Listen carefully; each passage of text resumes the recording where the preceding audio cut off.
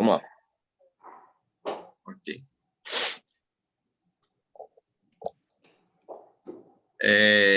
Muito obrigado, doutora Rebeca, doutor Fábio, por aceitar nosso convite de vir aqui à Associação Comercial esclarecer sobre essa nova técnica, digamos assim, de regularização do contribuinte com problema na Receita Estadual.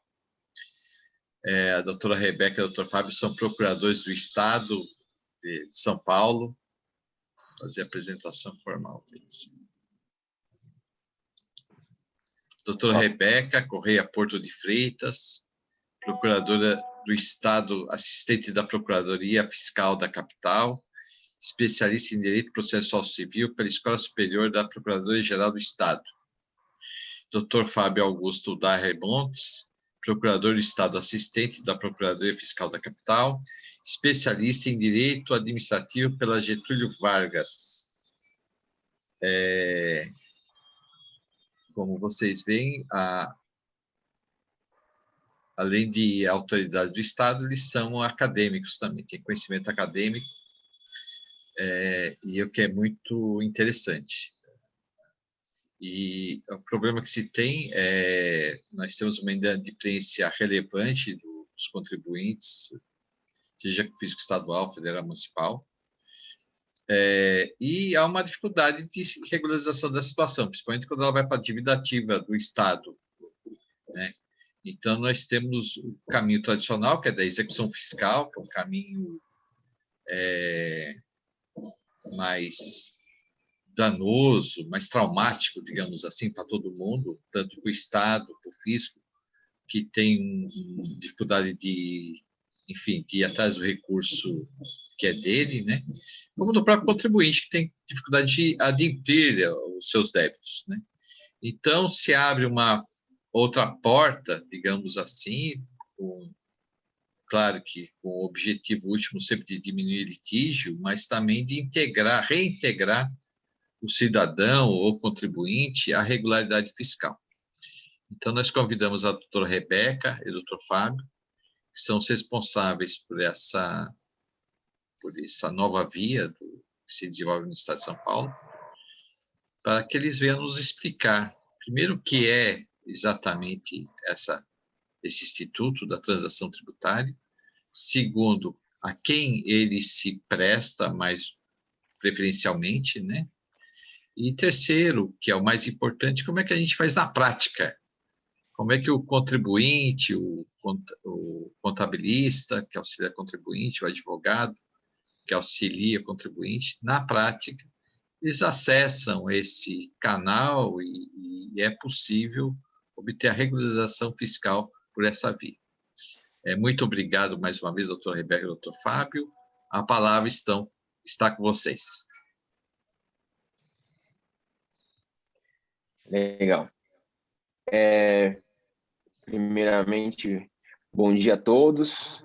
É um prazer estar aqui com vocês para apresentar isso que a gente tem feito aqui na Fiscal. Acho que é um caminho longo, a gente está só nos primeiros passos.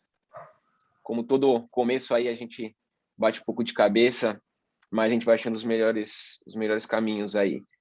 E a gente tem que ter em mente também, eu acho que o que a gente está vivendo hoje talvez seja uma coisa que seja muito maior no futuro, né? Porque todos os projetos, os grandes projetos de Estado começam pequeno e depois vão se aprimorando e vão crescendo, né?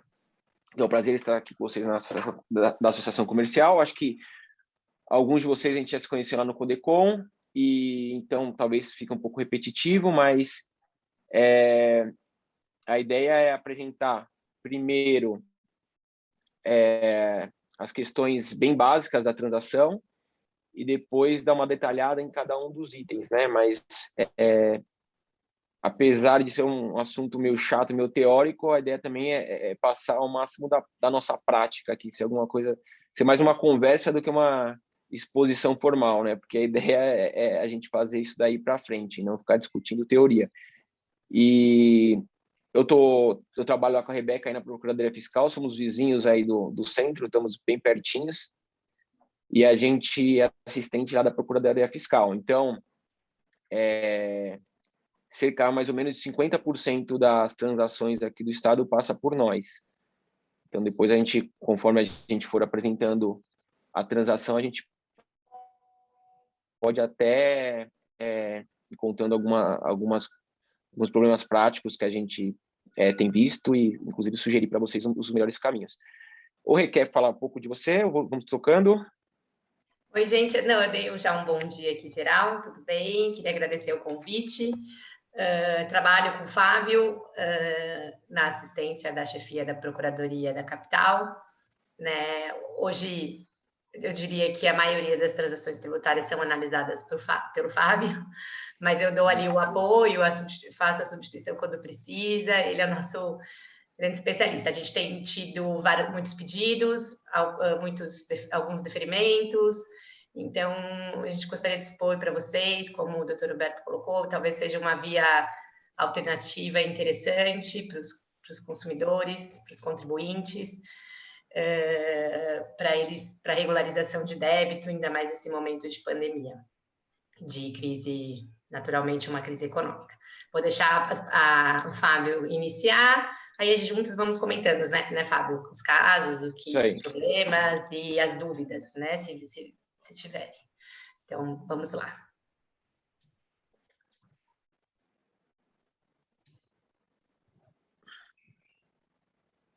Oi? Será que o Fábio travou ali? Ah, não foi. Travou um pouco, não sei se é meu celular ou se foi o seu, Rê, mas o meu travou um pouco aqui a câmera. Podemos prosseguir? Vamos lá? Estão me ouvindo? Estão ouvindo, né? Ô, Rebeca, se der, vamos fazer. Eu tô com o celular, vamos fazer igual a outra vez lá, se você puder fazer o upload aí da que eu te mandei ontem. Tá. Assim, eu nem gosto de ir seguindo muito, colocando na tela, mas aí pelo menos não fica só eu aqui, só eu falando aqui na tela, pelo menos a pessoa consegue acompanhar melhor. Tá. E a ideia... Pode falar. Eu consigo compartilhar, Valéria,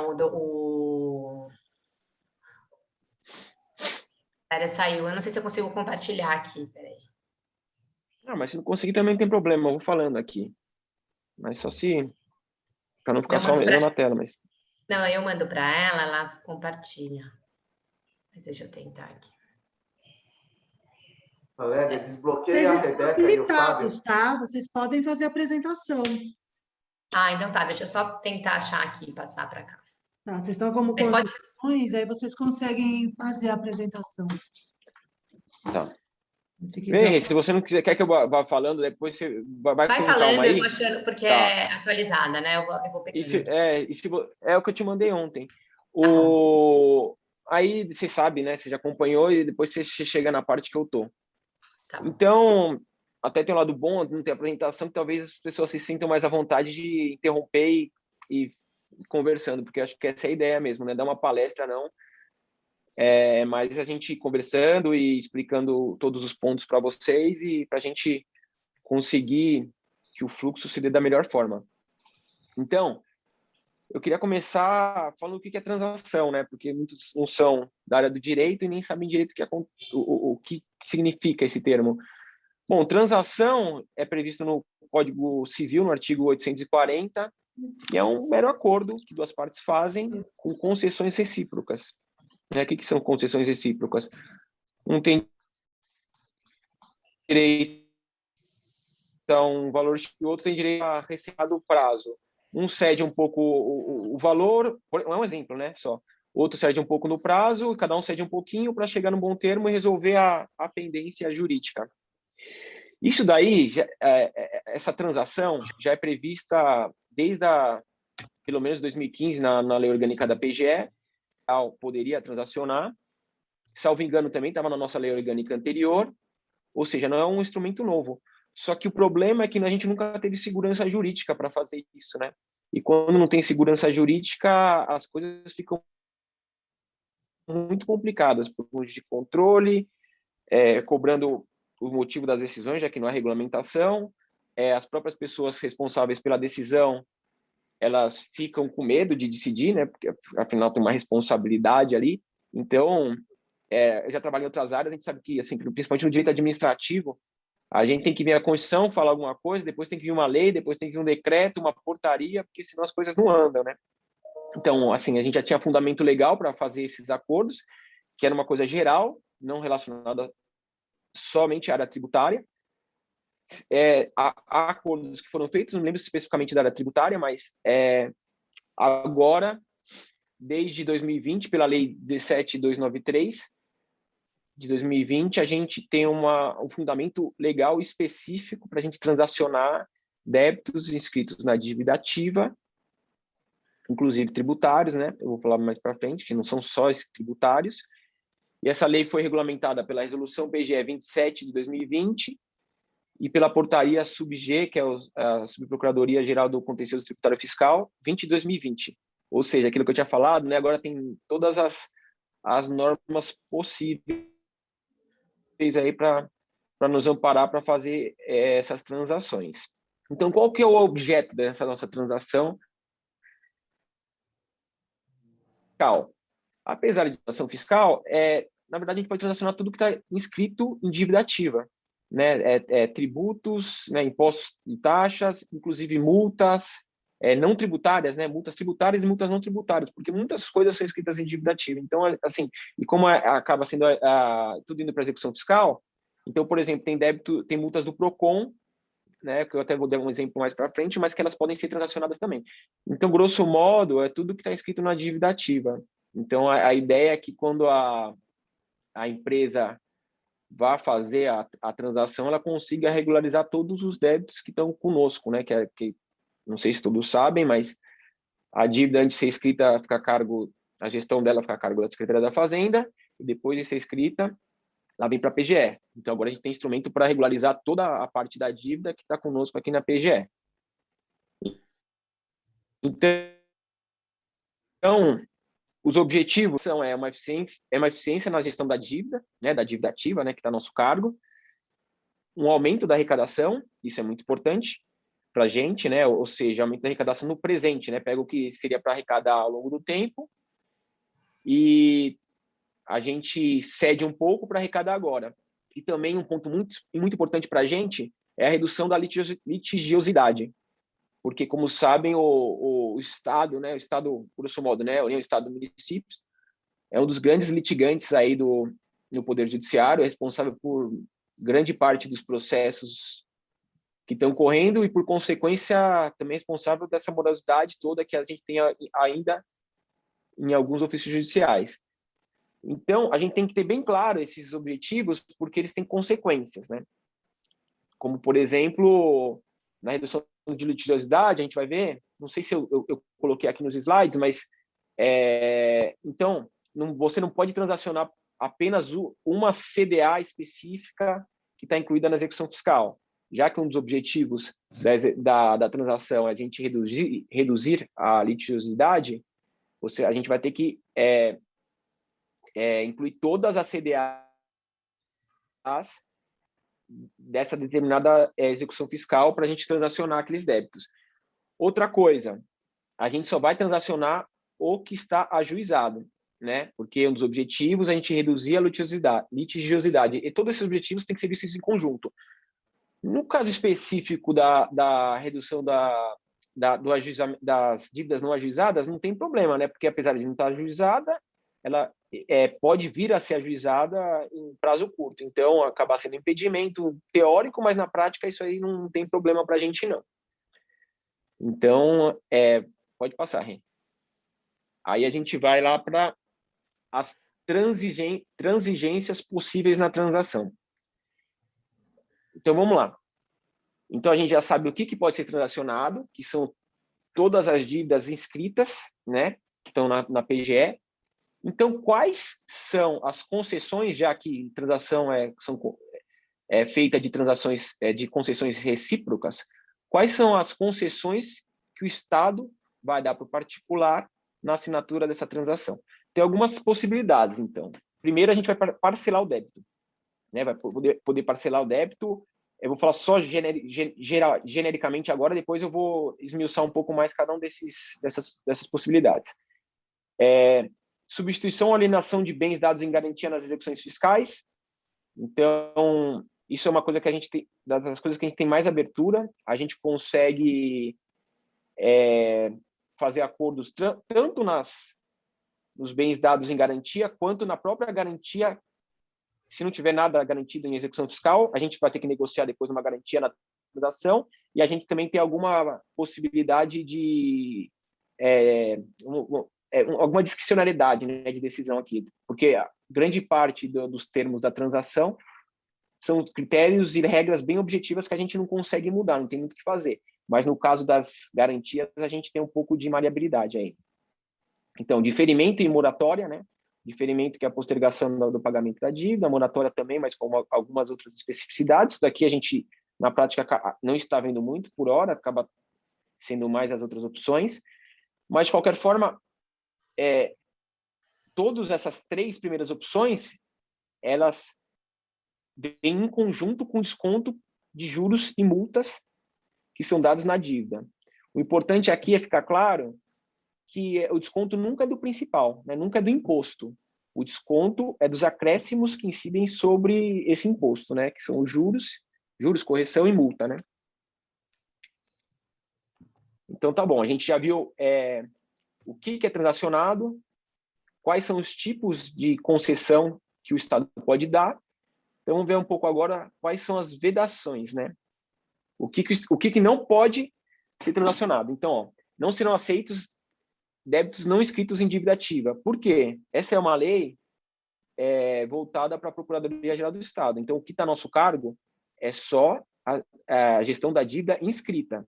Então, como que não está inscrito, a gente não está conosco, a gente não pode incluir na transação. Esses débitos estão na gestão da Secretaria da Fazenda. Não será aceita a redução de multa penal em cargos. Essa multa penal aqui é multa relacionada a crimes, né? Então, como eu falei, não são só dívidas tributárias que podem ser transacionadas, então essa multa penal no crime também é inscrita em dívida ativa, mas isso não vai poder ser transacionado, porque isso está regido lá pelo CPP e tem normativo próprio. Então, não serão aceitos débitos de PEPs, né, que estão em parcelamento, ou em gozo de benefício, né? Se tem outro benefício fiscal e já está sendo pago de outra maneira, esse débito não vai poder ser transacionado. E aqui eu acho que o que mais incide, aqui que a gente vai mais ver na prática, não serão aceitas propostas de devedor quanto mais. O que é devedor quanto mais? O devedor quanto mais é aquele que nos últimos 5 anos, a contar da apresentação da proposta, apresentou inadimplemento de 50% das obrigações vencidas e não pagas de ICMS, qualquer que seja o regime de apuração do imposto aplicável. Então, pega 5 anos, né, 60 meses, se ele inadimpliu das obrigações aí mais 50%, ele é considerado como quanto mais, e a gente tem uma vedação legal que não pode transacionar com essa empresa. Também não serão aceitas a redução do principal do débito, como eu já falei, não serão aceitas débitos do FECOEP, que é o Fundo Estadual de Combate e Erradicação de Pobreza, que são tributos relacionados, se não me engano aqui, a bebida... exato. Então tem algumas, mas isso daqui é bem pouco, né? A gente não vê na prática incidir muito esse impedimento aqui. Não serão aceitas propostas exclusivamente ações de repetição de indébito, porque, como eu falei lá, do objetivo da transação é o aumento da arrecadação, né? Então, se a gente só transacionar o que está sendo discutido e nada for pago, a gente acaba não atingindo esse objetivo. Não serão aceitos proponentes com transação rescindida nos últimos 2 anos. Aqui a ideia é não virar um subterfúgio, né? De toda hora a gente vê, às vezes, em parcelamento, que é parcela, para de pagar, e depois parcela de novo. Isso acaba sendo muito ruim para a gestão da dívida, a gente sabe como é que é. Então, a ideia é não ter isso, é desincentivar, né? Assim, a partir do momento que transacionou, ficar um tempo, né? Sem utilizar desse mesmo artifício. Não serão aceitos precatórios como pagamento da transação. Isso a gente acaba vendo na prática. Tem muita gente que quer compensar com o pagamento de tributo com precatório. Tem uma normativa própria, não vou lembrar de cabeça, mas está regulamentado uma resolução conjunta da PGE e da Ceifaz aí, que em alguns casos você consegue fazer essa compensação para débitos, acho que até 2015. E tirando isso, não dá. E, assim, se for para essa compensação, vai ser tratado por essa resolução conjunta, não vai ser tratada no âmbito da transação. É vedada a acumulação de redução eventualmente oferecida na transação com outras aplicáveis ao débito em cobrança objeto da transação. Ou seja, A redução que virá aqui na transação não vai poder ser acumulada com outras. Não será aceita a proposta que envolva apenas débitos não ajuizados, né? Eu acho que eu até já falei, não sei se está repetido esse item aqui, mas é aquilo lá que eu falei da Secretaria da Fazenda, né? Então, esses débitos não... Ah, não, isso aqui eram escritos, né? Os débitos não ajuizados é porque fica um tempo ainda no sistema da dívida ativa até ajuizamento, a gente escreve e demora um tempo até ajuizar, né? Então, o que eu falei, como um dos objetivos a gente diminuir a litigiosidade, se só houver débitos não ajuizados, a gente vai providenciar que uma execução fiscal seja ajuizada para a gente conseguir fazer essa transação. A transação não vai poder envolver apenas os débitos não ajuizados. Mas tem uma coisa aí, se tiver apenas um débito ajuizado, e vamos supor, tiver 10, 20, 30 débitos não ajuizados, a gente pode transacionar também. Não tem problema. O que a gente precisa para respeito... Pode falar, Rê. Não, eu acho que também, no caso, pode ter débitos não ajuizados, mas discutidos numa ação anulatória. Aí ele consegue transacionar. Verdade. Porque o importante é que tenha pelo menos uma ação judicial em andamento, em trâmite, para que a gente consiga autorizar a transação. Sempre tem que ter pelo menos uma ação em andamento. Pode ser execução fiscal, como pode ser uma anulatória, um mandado de segurança. Porque a transação vai funcionar como uma extinção de uma ação judicial, né? A gente transaciona para que uma ação seja extinta, né? A ideia é mais ou menos isso. Exato. Então, aqui até não está muito técnico esse item, desculpa, esse item 11 aqui. Então, é isso que a Rebeca falou mesmo. Então, a gente precisa extinguir uma ação para cumprir um dos objetivos da transação, que é reduzir a litigiosidade. E posso só fazer uma observação em relação ao item 3, claro. Que fala, não será aceito débito com PEP em andamento. Com PEP em andamento ou outro gozo de benefício, a gente acho que nem vale a pena para a parte, né? Trocar, né, pela transação. Mas serão aceitos, o que pode ser aceito tem um parcelamento ordinário, aí a parte pode querer aderir à transação, porque no parcelamento ordinário não tem nenhum, ela só parcela. Benefício, né? Então, aí é possível. Só não é possível exatamente. Se for objeto Alguém levantou a mão? Doutores, pode falar. Numa recuperação judicial, então é possível a transação? Sim. É possível. Sim, isso. É possível. Possível, não, tem até edital para isso. Eu vou falar mais no final lá quais são os editais já abertos. Eu vou esmiuçar um pouco mais isso, mas recuperação judicial é possível sim. Obrigado. Tá? Mais para frente a gente vai dar uma detalhada e aí se tiver dúvida, você pergunta aqui, a gente volta nesse assunto, tá bom? O que não é possível também, que eu não sei se estava aqui, se você falou, é débito de simples. Né? Débitos de Simples Nacional não entram na transação. Não tá, Rê. Exatamente. Porque o depende débito de simples, ele pode só se houver autorização do comitê gestor, né? Isso, porque precisa de autorização do comitê gestor e ainda não tem essa autorização, né? Uhum. Então, por enquanto, ainda não é possível. Exato. Vamos lá, nas modalidades de transação. Então, a gente já sabe o que pode, o que não pode, né? Qual é o objeto, quais são os objetivos. Então, como é que a gente transaciona isso? A primeira forma de transacionar é por adesão, que eu acabei de falar, né? Que inclusive a recuperação judicial tem um edital aberto. O que é um edital aberto? Então, o edital, acho que todos já ouviram essa palavra, né? É um termo geral que está disponível lá na PDA. Você anui com aquilo que está escrito lá, tem que ver se as dívidas se enquadram nas hipóteses do edital. E depois você vai fazer tudo de forma eletrônica. Não passa por nós, então, isso daí. Não passa por nenhuma unidade de execução da Procuradoria-Geral do Estado. Então, eu e a Rebeca, a gente não vai nem ficar sabendo. É uma coisa totalmente automatizada. A ideia é que seja feita edital para as coisas mais comuns, né? Depois eu vou falar o que está aberto já, mas a gente tá todo mês aí pensando em novas possibilidades de fazer edital e a gente está caminhando com isso, né? A ideia é ter o máximo de edital possível. Então, outro tipo de modalidade de transação é a individual. Individual é nos casos que não estão previstos em editais, né?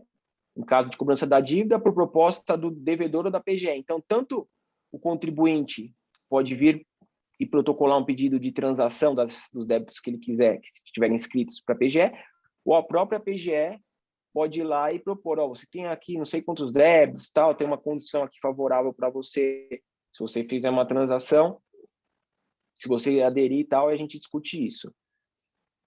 E então, tanto na cobrança da dívida, como que no caso que a Rebeca falou, né, de casos de ação judicial que questiona a dívida objeto da transação, né, ou seja, MS, ação anuatória, etc. Então, vamos lá, esmiuçar um pouco mais a transação por edital. A transação por edital apenas poderá ser realizada para proponentes que tenham débitos com a PGE de, no máximo, 10 milhões de reais.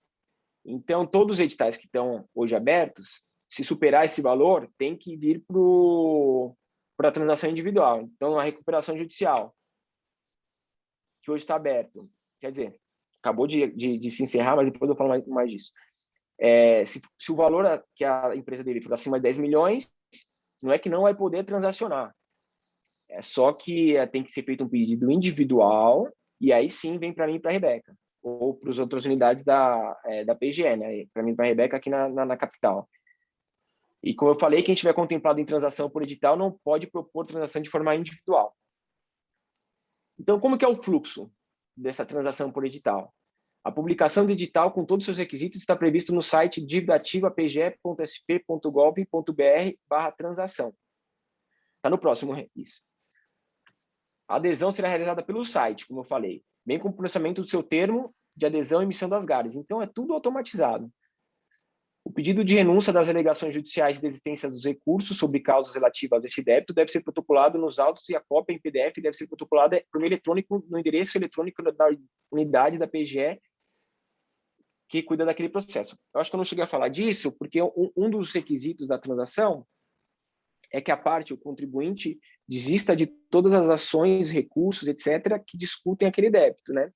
Então, isso vai ser negociado, tudo bem, a gente vai dar esse desconto, você vai pagar agora, vai pagar parcelado, mas tudo que está discutindo esses débitos, então, você desiste, né? Então, aqui, como na transação individual tem uma conversa com a PGE, a gente faz isso no âmbito do processo administrativo. Agora, aqui no edital, como é uma coisa automatizada, tem que ser juntada todos esses pedidos de desistência na unidade da PGE que cuida daquele processo.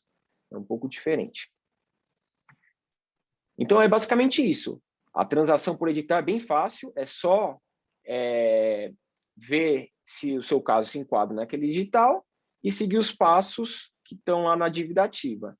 É tudo automatizado. Se você entrar lá no site da dívida ativa, tem perguntas e respostas, tem orientações. Obviamente, isso aí está sendo melhorado a cada dia, né? Porque é uma coisa que a gente vai vendo os problemas e vai corrigindo, mas já está funcionando.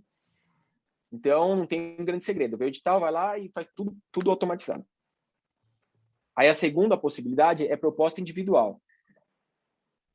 Quando o caso mais comum aqui é quando ela é proposta pelo próprio contribuinte. Então, a proposta de adesão é sigilosa, ela não suspende a exigibilidade dos créditos, porque uma coisa que a gente vê é que logo que os contribuintes entram com o pedido, eles já querem suspender a exigibilidade do crédito, seja para suspender o trâmite da ação judicial, seja para uma certidão, enfim.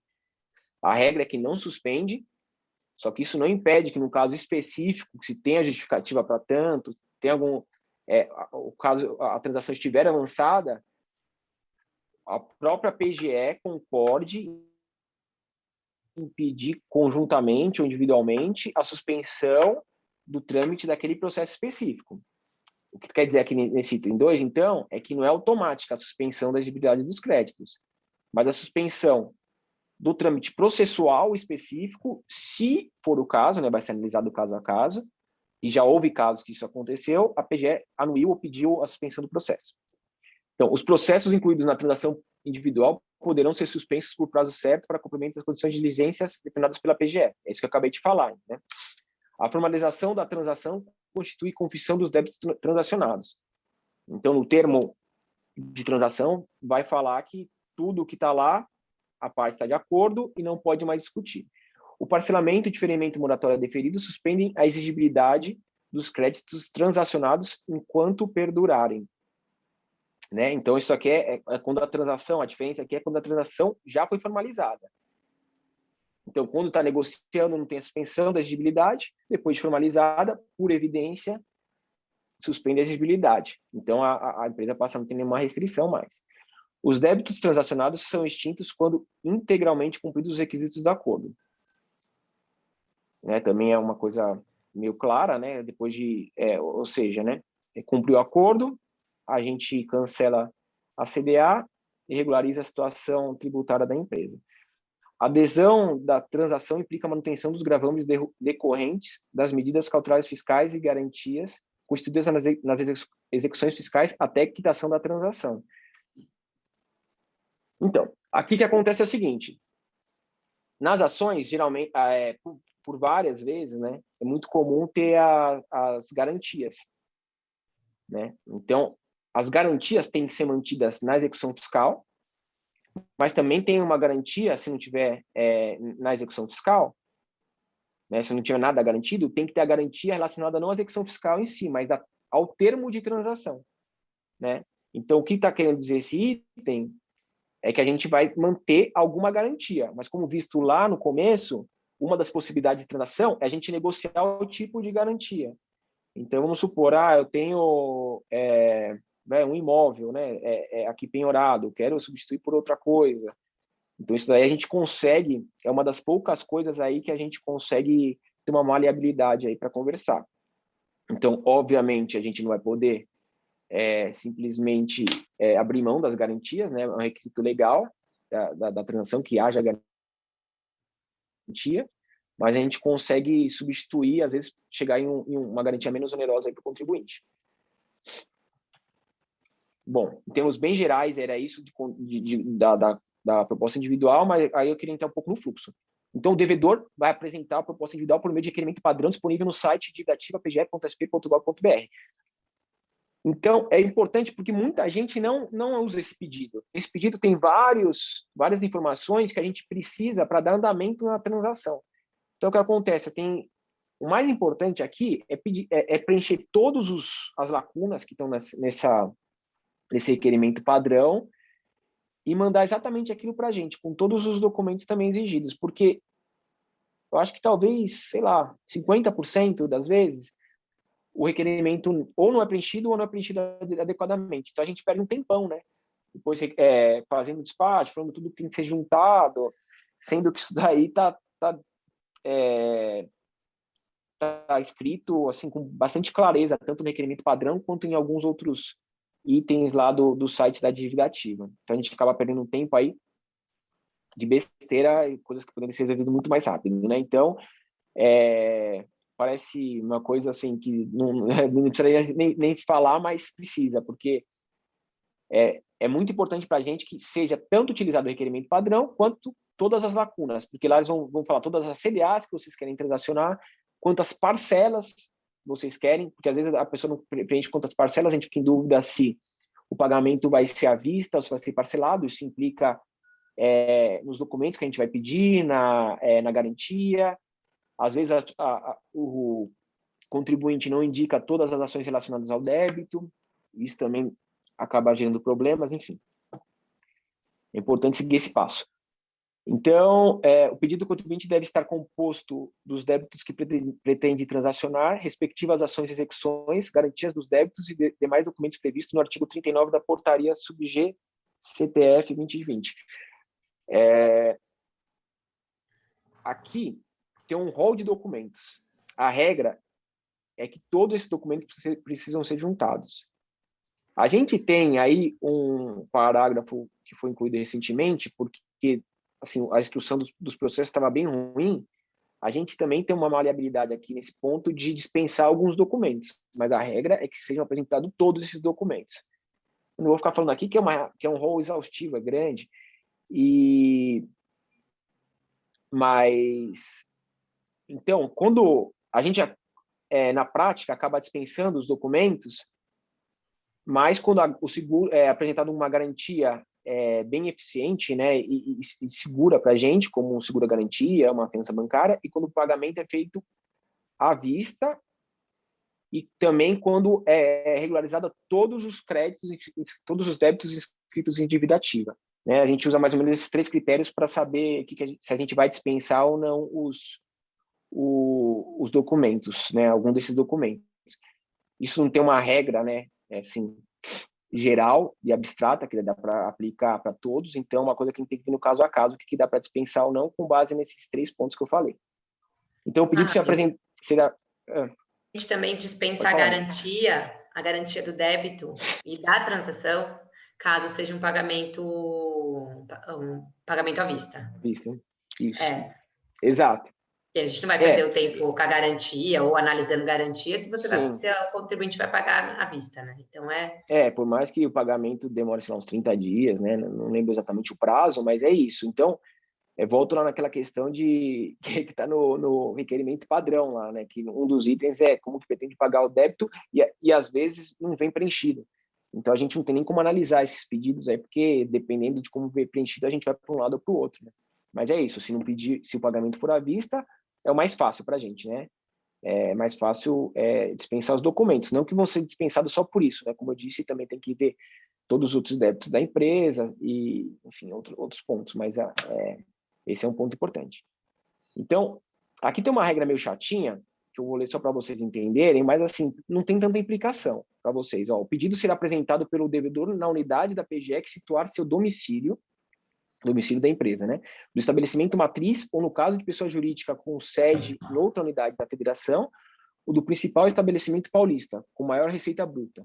E se esse não existir, proposta deve ser protocolada na Procuradoria Fiscal. Na capital está errado aqui, o e-mail para atendimento é pfatendimento@sp.gov.br. Então, a gente fez toda uma regra para ver quem vai analisar esses pedidos. Obviamente, a gente espera que seja endereçado na unidade correta. Lá no site da SDA tem todos os endereços, né? O da capital eu coloquei aqui, que é cpfatendimento@sp.gov.br, mas, evidentemente, se esse pedido for endereçado para uma unidade que não é a correta, a gente vai mandar para a unidade correta, né? Mas esperamos, para eficiência aqui do fluxo, que seja endereçado na unidade competente mesmo. E aí, a transação individual pode ser apresentada pela própria PGE, que é como já adiantei lá para vocês, não tem muito segredo. A diferença é que a gente que vai apresentar para vocês uma proposta de transação envolvendo as dívidas. Como a transação ainda está começando, a gente tem alguns projetos com relação a isso, mas a gente não está tendo perna para implementar, né? A gente está aprendendo e melhorando esses outros fluxos quando a proposta parte do contribuinte, daí também da gente começar a notificar os contribuintes, né, nos e-mails que a gente tem cadastrado, e, enfim. Vamos ver se isso a gente consegue implementar tão logo seja possível. Então, agora eu vou detalhar um pouco mais das transigências. Vamos lá. O mais utilizado aqui é o parcelamento. A proposta de parcelamento da transação segue as mesmas normas do parcelamento ordinário da PGE, tirando os descontos, né, que a gente já viu lá que tem os descontos. Então, a não celebração se não paga a primeira parcela no prazo do seu vencimento. O rompimento, se não houver o pagamento em 90 dias do vencimento da parcela não paga. Acréscimos que vão ser dia da Selic. O limite de parcela em 60 vezes para a recuperação judicial. Não só pode transacionar, como pode pagar em mais vezes, 84 vezes. Uma coisa importante é a entrada, que corresponde a 20% do crédito final líquido, exceto o caso de recuperação judicial, aqui também obtém benefício para recuperação judicial. O que acontece também na prática que a gente vê é que muitos contribuintes entram no pedido de transação e às vezes nem seguem o requerimento padrão lá e tentam negociar com a gente, tanto o número de parcelas, quanto o valor das parcelas, quanto o desconto. Isso é uma coisa objetiva que está fixada na legislação. Isso, assim, a gente não dá nem para cogitar alterar, entendeu? Então, como isso está na legislação, a gente não consegue mexer. Então, todos têm que estar cientes que essa parcela aqui, exceto no caso de recuperação judicial, tem que ser paga, essa de 20% do crédito final líquido, que é a primeira parcela, na entrada. Em propostas individuais, a parcela mínima é igual a 20% de 1/12 da receita bruta do último exercício. São umas regras bem específicas aqui que incidem, mas, salvo engano, que isso aqui não fica com a gente, né? Fica lá na PDA, na Procuradoria da Dívida Ativa, eu acho que, imagino que seja tudo automatizado, né? A segunda possibilidade de transigência é a substituição ou alienação de bens dados em garantias nas execuções fiscais, que, em regra, a garantia será formalizada por meio de seguro-garantia ou fiança bancária. Isso, para a gente, é o mais seguro, o mais simples, mas é óbvio que tem que ser analisado caso a caso, também tem o custo dessas garantias para as empresas, a gente está ciente disso, então a gente pode aceitar outros tipos de garantia, como penhoras em execução fiscais, penhora já realizada, ou a gente pode até acordar que vai ser ofertado na execução fiscal essa garantia. Subsidiariamente, aqui é uma coisa mais difícil, né? Que é hipoteca, alienação fiduciária de bens imóveis, cessão fiduciária de direitos creditórios, créditos líquidos e certos do proponente em favor do Estado reconhecido em petição transitada e julgada. Bom, todas as empresas sabem aqui que essas coisas são um pouco mais complicadas, né? Não sei, o Estado precisa ter uma segurança mínima aí para garantia das suas dívidas, até para eventualmente pensar em securitizar e gerenciar melhor essa dívida e ter um rating melhor. Então, não adianta a gente ficar aceitando coisas que não têm execuibilidade, né? Então, acho que as próprias empresas em garantias das suas dívidas talvez não aceitassem em determinadas condições essas garantias que eu nomeei aqui. Então, a gente tem que analisar caso a caso, em tese é possível, mas assim, tem que ser uma coisa muito redonda para a gente aceitar. Aí vamos lá, moratória, que é uma coisa que a gente não vê muito, não vi nenhuma até agora, para ser sincero. Só será deferida a moratória assim, até 30 dias para pagamento do saldo final líquido, se o termo de transação condicionar a sua quitação, evento processual futuro, como homologação de pedido de desistência da ação ou constituição da garantia, prorrogável por mais 30 dias se o atraso não tiver sido causado pelo proponente. A moratória permite que o débito seja corrigido pelos encargos semelhantes ao parcelamento. Então, praticamente, né, é um parcelamento com umas especificidades. Não parcelamento, né, um pagamento um pouco diferido com alguma condição, né? Eu acho que é mais para vai ser aplicado mais em um caso específico, estratégico aí da PGE e com o contribuinte, mas é uma coisa que é difícil ver. Diferimento, que a gente vai adiar, adiar o pagamento, né, com vencimento 30 dias contados do deferimento da transação, acrescido dos encargos de parcelamento ordinário da PGE. E descontos de acordo com o rating da empresa.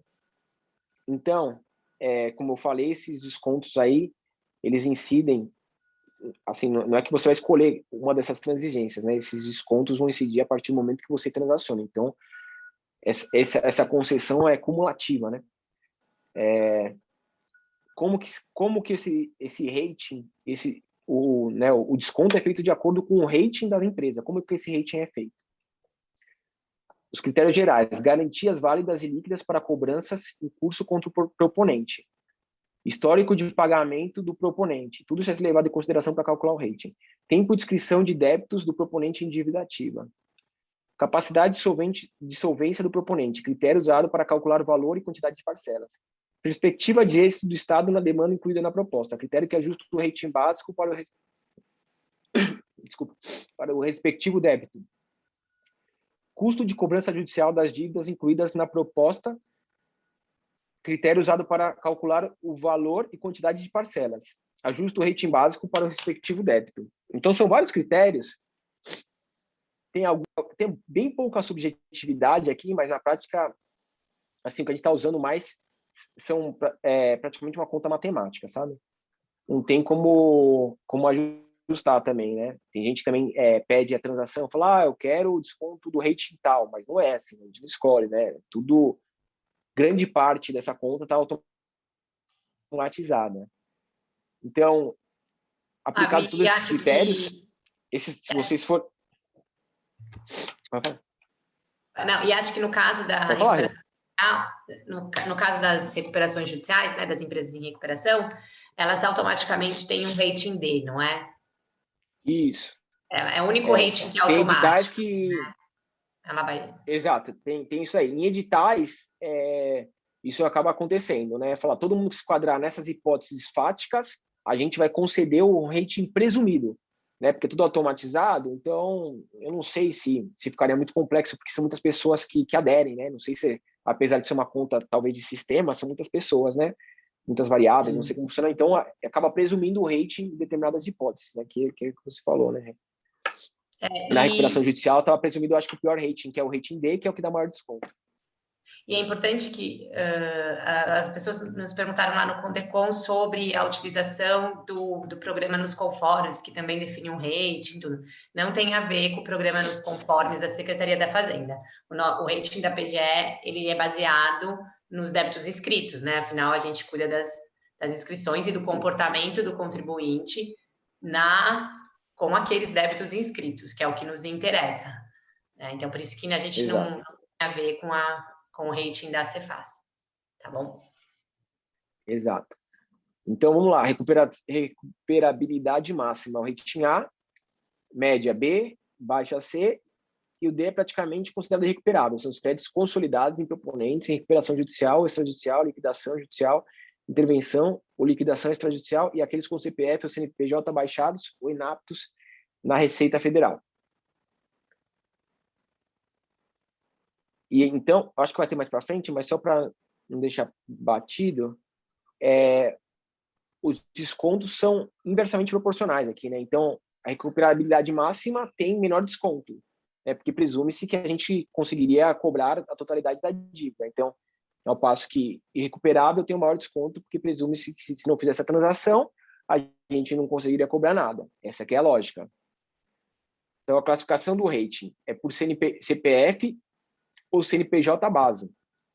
Para os débitos da Secretaria da Fazenda, haverá um rating próprio de ICMS, né, dos inscritos, né? A administração descentralizada indicará rating próprio para a transação de seus débitos inscritos em dívida ativa. Então, como eu disse, não são só débitos tributários que podem ser transacionados, tem multas, né, que é o mais comum, por exemplo, multas do Procon, da CETESB, e a gente não pode fazer um rating de algo que não é nosso, né? O rating da dívida que não é nosso. Então, o que acontece na prática? Isso pode ser transacionado? Pode. Não só pode, como está sendo. Só que a gente não calcula esse rating. É instruído um processo na proposta individual de transação, é instruído um processo, esse processo é enviado lá para a entidade descentralizada, por exemplo, do Procon, o Procon vai falar, no rating, nesse caso, eu usei os mesmos critérios quando cabíveis da PGE, ou não, vai criar um rating próprio, o meu rating é tal, o desconto é tanto. E a gente vai transacionar com base nisso. Tá aqui, que eu tinha adiantado lá. Descontos previstos por rating. Até coloquei aqui, não negociável, porque é uma coisa que a gente vê muito na prática, né? Todo mundo quer negociar o rating e os descontos. O rating A, desconto de 20% sobre os juros e multas, só que tem aqui uma trava, tá vendo? Até o limite de 10% do valor total atualizado da mesma dívida do débito. Rating B, desconto de 20% sobre juros e multas até limite de 15% do valor total atualizado do débito. Rating C, desconto de 40% sobre juros e multas até o limite de 20% sobre o valor atualizado do débito. Rating D, descontos de 40% sobre juros e multas até o limite de 30% sobre o valor atualizado do débito. E aí também tem um benefício para ME, EPP e MEI, que os limites serão de 20% de juros e multas no rating A e B, né? Que a gente viu que era 10 e 15, né? Essa trava, com limite de 30% sobre o valor do total atualizado do débito e 40% dos juros e multas no rating C e D, com limite total de 50% sobre o valor total atualizado. Então, o desconto acaba sendo o mesmo, mas a trava muda, né? O desconto é de 20%, no primeiro caso, com trava de 30%, no segundo, 40%, com trava de 50%. Descontos previstos por rating. Os honorários advocatícios também, eles entram nos descontos, né? Os honorários devidos em razão, obviamente, de dívida ajuizada serão reduzidos proporcionalmente ao desconto efetivo aplicado ao crédito final líquido consolidado. E, bom, firmado o termo de transação, ele vai rescindido nessas seguintes hipóteses: descumprimento das condições, cláusulas ou compromissos assumidos no termo da transação edital, constatação de ato tendente ao esvaziamento patrimonial do devedor, decretação de falência ou extinção da empresa, prática de conduta criminosa na sua formação, ocorrência de dolo, fraude, simulação e erro essencial contra a pessoa e contra o objeto de litígio, na observância de disposições do CTM, questionamento judicial sobre matéria transacionada e a própria transação. Mais ou menos, eu acho que se assemelha muito aos parcelamentos e PEPs em geral, com a diferença que tem algumas condutas aqui que a gente pode rescindir a transação se a gente já vislumbrar que a gente vai ter problema lá na frente, né? Porque é muito comum também assinar um parcelamento ou um PEP e romper logo em seguida, e nesse meio termo conseguir fazer alguma coisa, né? Ou melhorar um pouco a sua situação, eventualmente vender algum bem e tal. Então, e se isso for detectado antes pela PGE, ela pode rescindir a transação. E se houver qualquer elemento que foi passado que não corresponda com a realidade, por exemplo, ela indicou que esse débito estava sendo discutido no MS tal, passou pela PGE, a PGE não viu que tinha SMS, aí ganhou SMS depois, ou perdeu, a gente ficar sabendo, né, isso dá ensejo à rescisão da transação. Porque a ideia da transação é que tenha boa-fé de ambas as partes, né? Uma coisa negociada, presume-se a boa-fé de ambas as partes, então vamos sentar para chegar no bom termo, e um bom termo é bom para os dois. Então, não adianta haver sigilo de informações aí que são importantes para a outra parte. É isso. Aqui é uma ideia geral do que já foi formalizado, isso aqui está desatualizado, porque foi o que a gente mostrou no Codecom. São os tipos de transação, número de transações, valor sem desconto, valor com desconto. Então, de PVA foram quase 5 mil, que está em digital, o valor sem desconto é 7.800.000, com desconto 6.300.000, é o que já foi arrecadado. Recuperação judicial só tem 8, eu não sei se já tinha o edital. Foram só 8, valor sem desconto 10 milhões, 8 milhões com desconto. Individuais, 9, só que tem diversas já também no final para serem firmadas. Só que apesar de ser individual, o valor é muito maior, né? 133 milhões e o valor total aí que vai ser arrecadado são 119. Aí editais 3 e 4, que eu vou falar mais para frente, quais são, tem 96, do valor de 6 milhões, mas isso aqui ainda está aberto o prazo para adesão. Então, isso aqui está um pouco desatualizado, mas só para vocês terem uma ideia do que a gente está falando, né? Então, a gente está falando aqui de 150 milhões no valor sem desconto, né? É um valor bem relevante. Então, vamos lá para os editais. O primeiro edital que foi perguntado aqui, de recuperação judicial, aqui tem uma diferença tem recuperação judicial geral e de EPP, ME e EPP, né? Está escrito errado no MP aqui. Aqui tem os requisitos, devedores de recuperação judicial não conto mais, que deu até 10 milhões, né? Que é aquela trava que eu falei que depois se pode entrar, mas deveria entrar individualmente. Aqui, o rating D, que a gente falou, desconto de 40%, limitado a 30% no primeiro caso, e desconto de 40% limitado a 50% no caso de ME e EPP. Aqui, se vocês forem olhar, o prazo estava até 30/6/2021. Não sei se isso vai ser prorrogado, acredito que sim, mas se não for prorrogado, a gente também vai poder entrar com pedidos individuais, só que aí vai incluir as empresas de recuperação judicial que devam valores menores de 10 milhões de reais. Então é isso, né? Só vai passar de uma transação por edital para uma transação individual. Agora, com a terceira, com prazo até 30/11/2021, ME e EPP, devedores não contumazes de CMS de 2020. Então, é do CMS de 2020 para ME e EPP, né? Aí tem todo o fundamento na pandemia aí que a gente está vivenciando. O rating vai ser C, desconto de 40% da multa, limitado a 50% do saldo da dívida. Aí o edital 4, também é até 30/11, que é para devedores não contumazes com um KNAI específico aqui, ó, 447.5, que se não me engano, é varejista, restaurantes, lanchonetes, se eu não me engano, que é o rating C, desconto de 40%, e multas limitadas a 30% do saldo total da dívida. E o último que está funcionando aqui, está aberto, é o devedor de PVA da referência de 2020, também decorrência da pandemia, mas aí é só de pessoa física, tá? Pessoas jurídicas ainda não, eu sei que está sendo estudado um edital de pessoas jurídicas, mas isso aí não é a gente que participa, a gente só ouve, né, só conversa, sabe o que está acontecendo, mas não está no nosso controle aqui.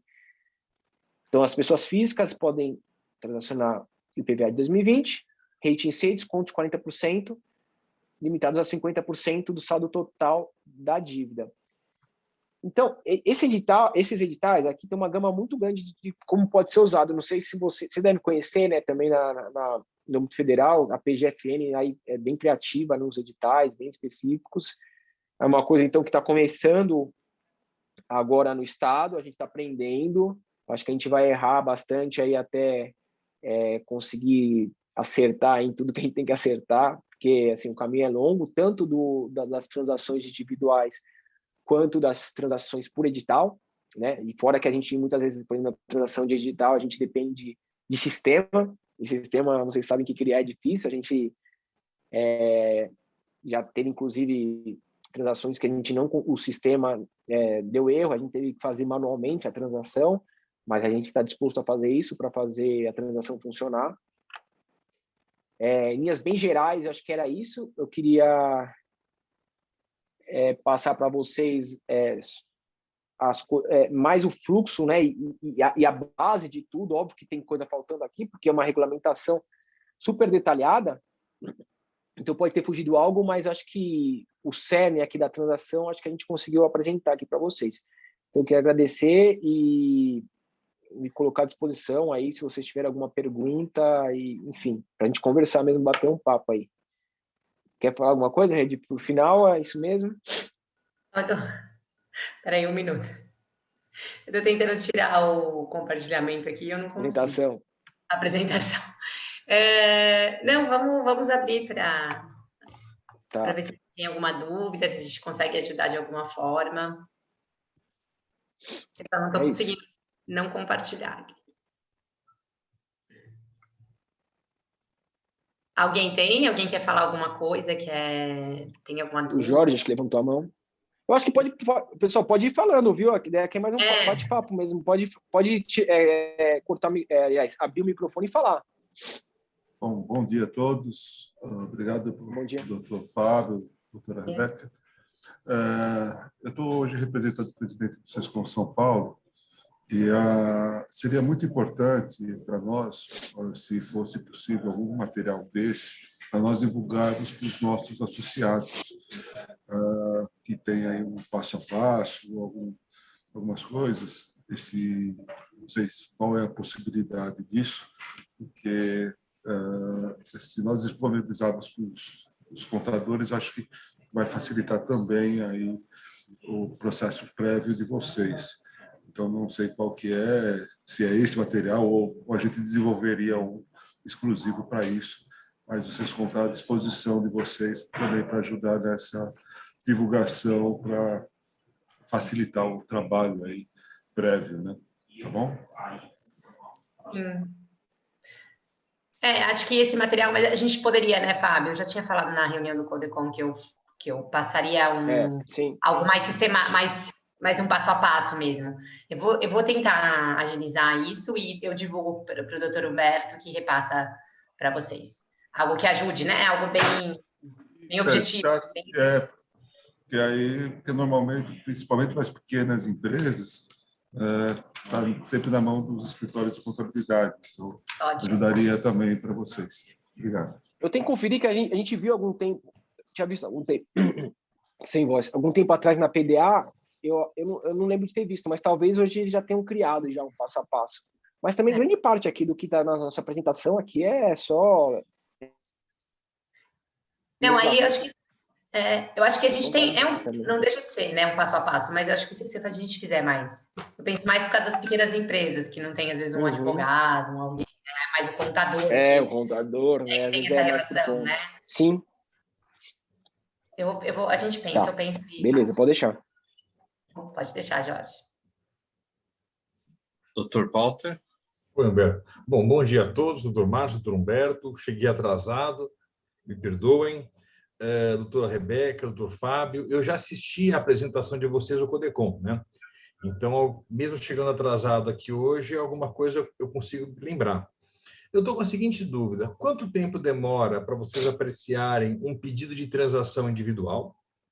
E a segunda pergunta, se eu tiver, por hipótese, uma situação em que o passivo é de 25 milhões, a transação individual está vetada desde o começo ou existe alguma margem? Como funciona? Porque, se eu não me engano, o limite é 10 milhões, não é isso, pessoal? Não. O limite para transacionar por edital é de 10 milhões. Não tem limite nenhum de máximo, mas aí vai para individual. Né? No caso individual, isso. É individual, aí tem que protocolar naquela unidade lá que eu falei, mas sem problemas. Protocola na unidade que vocês acharem lá, se tiver algum equívoco, a gente encaminha para a unidade correta. E olha, a fila tá bem pequena, viu? Óbvio, né, que tem um outro processo que é muito grande, envolve muitas especificidades a gente está segurando um pouco mais, mas se não me engano agora o mais antigo deve ser de ter 6 dias que entrou. É mais ou menos isso. É que entrou assim na nossa caixa, né? Talvez tramite entre órgãos do Estado, né? Então, chegou para a gente analisar, a gente está bem em dia com isso, né? Óbvio que depende do período, né? Às vezes um sai de férias, outro acumula e tem outras coisas para acumular, dá uma atrasada, mas a gente está bem atento para deixar em ordem essa fila aí, né? Porque é de interesse de todos. E, Walter, o que a gente percebe que tem atraso é na garantia. Porque, às vezes, a garantia não vem pelo valor total, ou ela não é clara, tem que oferecer. Aí, na verdade, não é um atraso, né? É aquele, até, né, as partes se ajustarem, apresentar a execução. Então, isso demora um pouquinho mais. Mas se a gente analisar em 7 dias, a gente manda para a procuradora, se for autorizado, se tiver tudo ok. Vai para a Procuradoria da Dívida Ativa, que rapidamente também faz o cálculo, volta e intima para pagar. Não é demorado. Não... Aqui a gente nunca fecha, né? A gente não pegou nenhum caso totalmente redondo. Não, os de TCMD. Os de TCMD, pessoa física, sim. A gente foram super rápidos. Sabe? E aí, assim, a gente analisa em 2, 3 dias e já... o processo todo demora, sei lá, 10 dias. É muito rápido. É muito rápido. 10 dias, porque a gente segue uma ordem e demora para pegar ele. Porque se pegar no dia, sei lá, questão de dias. É muito rápido, né? Eu acho que a demora não é muito a gente. A demora é acertar a documentação.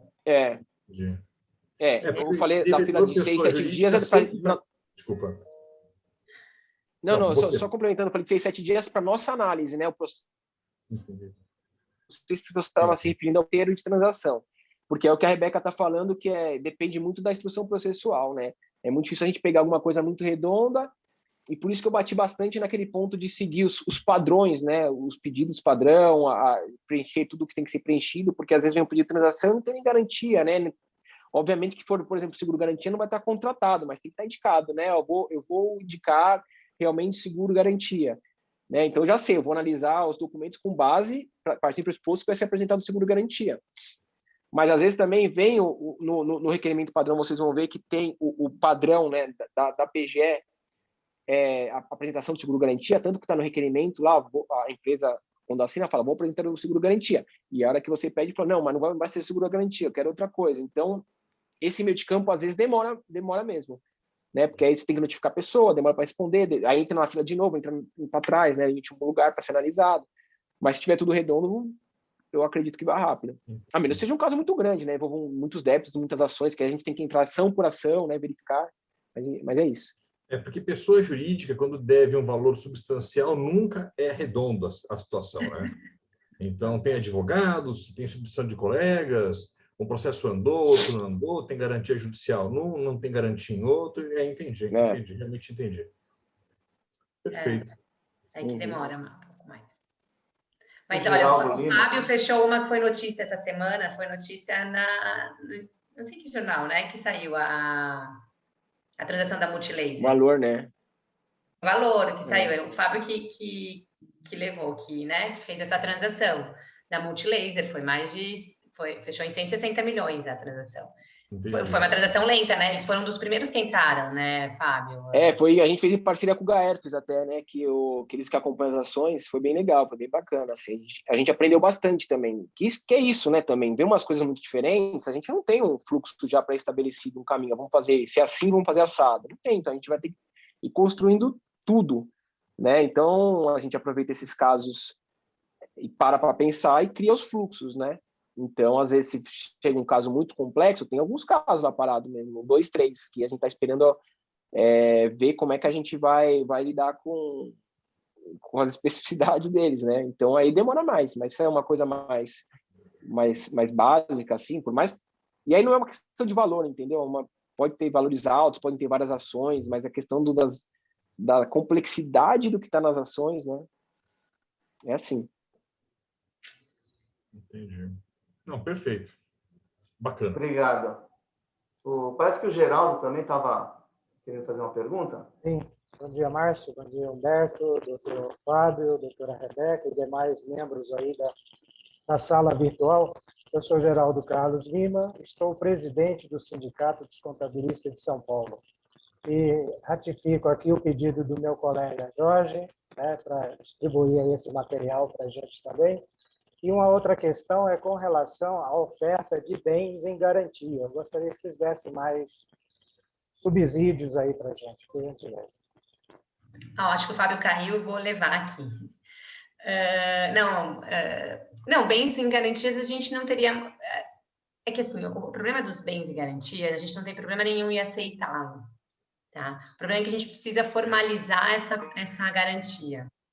Então, a gente tem o trâmite, se tiver uma execução fiscal, a gente vai pedir para oferecer na execução fiscal, de modo que fique ali formalizada a garantia. Então, a gente não teria problema em aceitar o bem. O problema é que pode demorar um pouquinho mais, né, a transação. Fábio, o Geraldo fez uma pergunta sobre aceitação de bens em garantia, porque a gente não tem restrição, né? A aceitação de bens, mas a gente tem que formalizar essa aceitação, essa garantia, que pode levar um pouco de tempo para isso, mas não tem problema. Assim, a gente não... E depende do bem também, né? Não é assim, só a gente aceitar, a gente vai analisar, né? Geralmente o mais seguro é imóvel para a gente, né? E aí tem que analisar a matrícula, tal, às vezes tem alguma restrição, tem outras penhoras, né? Então, uma coisa que é o que eu disse antes, né? Essa questão da garantia é uma das poucas coisas que a gente consegue ter uma maleabilidade aí, dá para conversar, né? E aí também, né, tem que analisar o caso concreto, não tem uma resposta.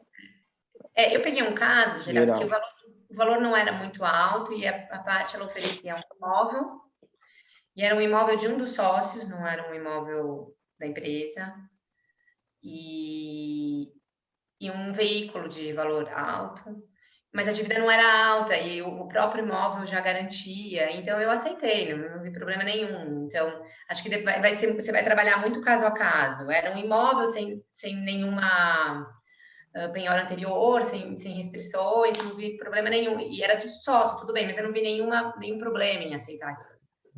Acaba que vai partir muito da análise de quem pegar a transação. E acho que a ideia é a gente tem que deixar o Estado seguro. A gente tem que dar alguma segurança para o Estado e fazer essa transação, né? Então, a pessoa que está analisando, ela não vai fazer isso e correr algum risco. Então, tem que ser alguma forma que aquele débito esteja transacionado, que não vai ficar aberto. Tem que ter mais ou menos essa ideia de como a gente analisa, né? Como são os nossos olhos ao pegar aquilo. Então, é óbvio que uma situação de uma empresa que tem menos dívida, que tem execuções já garantidas, isso altera todo o nosso olhar, né? Porque a gente está transacionando em nome do Estado, mas assinando. Então, tem que olhar, é mais ou menos essa ótica, assim, para vocês entenderem, né? Como a gente olha isso. A gente tem que garantir o interesse público e, então, tem que estar seguro, tem que ser um ambiente seguro. Okay. Obrigado. Obrigado. Eu tenho uma dúvida também, Humberto. Eu tenho visto, eu também sou contador, e tenho visto em alguns debates nos grupos de contadores falando sobre as parcelas dessa transação. Eu não sei se há uma diferenciação, porque o que nos grupos tem comentado? Que as 12 primeiras parcelas é um determinado valor, a partir da 13ª parcela, parece que a parcela quase dobra o valor. Isso acontece? Como é calculada essas parcelas? Tem essa diferenciação das 12 para as demais? Não sei, Fábio, você sabe se tem? É que realmente não é a gente que faz esse cálculo, né? A Procuradoria da Dívida. Exato. Isso é uma coisa que com a PDA calcular, sei que, assim, sei porque às vezes chega na gente que é um pedido explícito, parte é um questionamento a respeito dos 20% lá do saldo da dívida na primeira parcela, né? Eu não sei realmente, eu não lembro de ter ido, porque se você for ler a regulamentação, isso dá para descobrir, é só ler a portaria lá 2020 da Subprocuradoria do Contencioso Tributário Fiscal, vai estar lá, porque está tudo regulamentado, é tudo meio... com que eles calculam seja um resíduo aí, mas eu nunca vi isso na prática, não me lembro de ter passado por mim, não, e nem lido. Pode ser, mas eu acho esquisito, na verdade. Mas pode ser, né? Porque eu... Mas, o Márcio, na verdade, doutor Márcio, o Fábio tá ruim, Fábio, você tá com...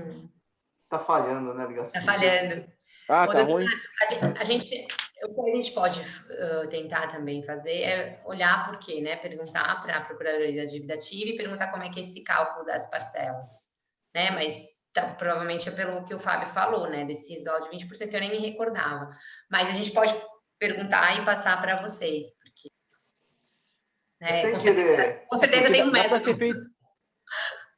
Sem querer abusar da bondade de vocês, que vocês já estão se prontificando a estar aqui comentando sobre isso, né? E eu já vi também alguns pedidos das nossas entidades aqui perguntando sobre uma cartilha. Se vocês tiverem essa informação, seria até interessante colocar na cartilha para o empreendedor não levar um susto, né? Ainda mais nesse momento de pandemia, que o pessoal já está com faturamento baixo. Chega na 13ª parcela, que ele fala assim, agora eu vou ter um fôlego, dobra o valor da parcela, né? Ele toma um susto e pode até prejudicar o fluxo de caixa, o planejamento que ele fez, né? Então, se tiver uma forma bem clara de dizer como é feito o cálculo das parcelas e como será o valor das parcelas ao longo desse período, seria bem interessante para o empreendedor não tomar esse susto também, até para os contadores aí estarem orientando seus clientes, porque é sempre bom a gente prever essas situações para eles. Sim, claro. Eu acredito que quando o contribuinte ele é intimado, né, para adesão, né, já com os cálculos, venha, né, o cálculo das parcelas, como será, né? Mas, de qualquer forma, eu me prontifico a olhar isso e perguntar com quem sabe, porque senão posso estar falando algo que eu não sei. Tudo bem? Mais alguma coisa? E outra, a gente tem o e-mail que eu mandei. Vocês estão me ouvindo? Agora sim. Estão me ouvindo? Não, a gente tem um e-mail lá do PF Atendimento que a gente pode esclarecer essas dúvidas, né? É só mandarem para a gente, porque acontece isso, né? Porque a empresa vai transacionar ou não, dependendo das condições. Isso é meio óbvio, né? Então, às vezes, a gente não está muito claro na legislação alguma coisa, pergunta, e a gente, por mais que a gente não saiba, a gente repassa lá para a PDA e eles respondem para a gente. Eu até estou procurando aqui na portaria essa questão do valor aqui, não tô achando. Então, talvez, não sei, seja algum problema específico, ou às vezes até um erro de sistema, né? Mas, enfim, estou só chutando, não sei mesmo. Mas não só essa, como outras questões, aí é só mandar lá no PF Atendimento e que a gente responde. E, por favor, até para complementar essa primeira parcela, claro que são esferas distintas, na federal é possível a primeira parcela dividir em 12. Na estadual, tem essa possibilidade? Eu saiba, dividir em 12, então se somaria as outras, né? Eu acho que não. Não tem, não. A nossa transação, ela é mais... A gente começou aos poucos. Não, mas eu acho que é o seguinte também, né? É a forma como você começa a implementar um projeto, né? Você não vai também implementar de modo mais aberto possível. Acho que tudo que começa depois tem que ser calibrado. Eu não sei se isso é viável ou não, porque isso daí não cabe nem a nós, né? É uma análise econômica aí de gestão da dívida, mas é o que eu falei, inclusive no Codecon, todas as sugestões falando, isso aqui é bom, isso aqui está viabilizando, as sugestões têm que ser encaminhadas, e aí as instâncias decisórias da PGE apreciam, né? Eu acho que isso é importante. Tudo que é criado tem que ser calibrado, é uma coisa natural, né? a todas essas demandas vocês podem, acho que, encaminhar e via Codecon, inclusive, que eu já falei lá, ou via associação mesmo, não sei, enfim. É com vocês. O que eu acho é que os pleitos, desde que sejam bem fundamentados, né, vão ser apreciados aí e talvez prosperem. Eu vi também na apresentação de vocês, é só uma observação, né? Muitas vezes as pessoas, quando falam para as empresas que são ME, EPP ou MEI, às vezes as pessoas confundem a parte da Lei Complementar 123, que tem a parte que fala sobre o porte das empresas e tem a outra parte que fala sobre o regime tributário, né? E a gente sabe que as empresas do Simples não podem estar aderindo a esse tipo de transação, mas aí, em determinado momento, fica que as empresas EPP e MEI e as microempresas poderiam estar fazendo adesão. Então, aí, nessa parte, ele fala só sobre o valor do faturamento, não fala sobre regime tributário, é correto, não é isso? Para ser sincero, eu acho que sim. Se eu não me engano, a gente olha no cadastro do SDA. Na verdade, não é empresa... Márcio, talvez eu tenha me colocado errado. Não é a empresa do Simples que não pode fazer a transação. É o débito do Simples. Porque, às vezes, a empresa ela tem outros débitos que não do Simples. Ou uma multa. Então, ela pode aderir à transação em relação aos outros débitos. O que não pode é a apuração ali do Simples específica, entendeu? Então, a empresa ela pode aderir para outros débitos que não a do Simples. Isso. Mas quando vocês falam do rating, vocês falam de qualquer empresa, não precisa ser necessariamente do Simples. Se ele tiver porte de ME ou EPP, então ele pode estar naquele rating, é isso? Sim. Eu não tenho certeza, eu sei que eles pegam o nosso cadastro lá da SDA. E como o cadastro da SDA, eu sei que conversa com o faturamento da empresa, eu imagino que seja isso que eles se alimentem disso, né? Mas assim, não tenho certeza. O SDA é o sistema da dívida ativa, né? Que a gente fala. Entendo. Porque às vezes quando a gente fala dessas nomenclaturas ME e EPP, a gente remete ao regime de tributação, tá? Então, às vezes a legislação se torna confusa para o empreendedor, né? Fala assim, mas eu sou do Simples, eu não sou do Simples, ou eu sou presumido, mas o meu porte é de ME ou EPP. Eu posso, não posso, e onde eu estou encaixado, né? Então, às vezes, isso confunde um pouquinho nas legislações. É que o MEI ou o EPP ele pode ser do Simples, mas não necessariamente ele seguirá o regime do Simples, né? Tem algumas empresas que não seguem por alguns motivos, né? Mas é isso, o ME e EPP vai ser usado para calcular, apurar se tem direito a mais benefícios, né? Porque, se vocês lembrarem da apresentação, tem mais benefícios de ME e EPP. E não é que vai limitar, não vai limitar nada, só vai limitar, a única coisa que é limitada é o que a Rebeca falou, é o ICMS do Simples. É só isso. Então, a gente só vai ver se é ME e EPP para conferir mais benefícios, né? Que tem acho que prazo maior, desconto maior, tem algumas coisas lá. É maior, mas não vai limitar em nada, né? Se é ME e EPP, a não ser que seja do Simples e aquele débito específico se refira ao Simples. É isso. E outra coisa que eu não sei se é o caso, mas, por exemplo, a gente fala do contumaz, no contumaz é só débito declarado, ele só entra para o cálculo se o contribuinte é contumaz ou não, ou ICMS declarado. Auto de infração não entra, então o contribuinte pode ter vários autos de infração e isso não vai influenciar. Contumaz é o não pagamento dos débitos declarados nos últimos anos, né? Ter dívida de metade desses débitos. Porque aí não tem negociação. Aí não tem como. Perfeito. Obrigado pela explicação. E também eu fiquei um pouquinho na dúvida, né? Por que privilegiar os mais contumazes, né? Porque tem um desconto maior. Então parece que às vezes nesse país a gente fala assim, às vezes a gente dá a impressão que vale a pena você ser devedor, né? Porque você tem sempre um desconto maior lá na frente, né? Ou uma possível anistia, Então a gente fica assim, para os nossos clientes que, normalmente os nossos contadores forçamos o cliente a pagar tudo em dia. né?